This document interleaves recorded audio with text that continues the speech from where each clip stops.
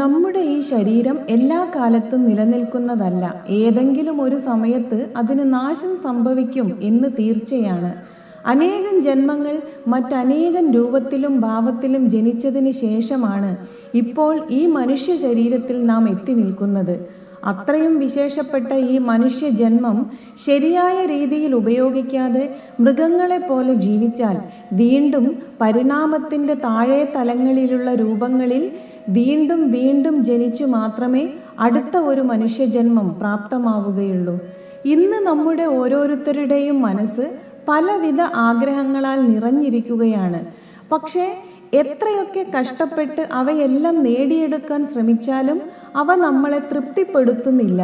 ഒന്നു തീരുമ്പോൾ പുതിയത് എന്ന പോലെ അനേകം ആഗ്രഹങ്ങൾ മാല പോലെ ജനിച്ചുകൊണ്ടേയിരിക്കും. ആഗ്രഹങ്ങൾ എത്രയൊക്കെ സാക്ഷാത്കരിച്ചാലും മനുഷ്യൻ സാക്ഷാത്കരിക്കാൻ പറ്റാത്ത ആഗ്രഹത്തെ ഓർത്ത് എപ്പോഴും വിഷമിച്ചുകൊണ്ടേയിരിക്കും.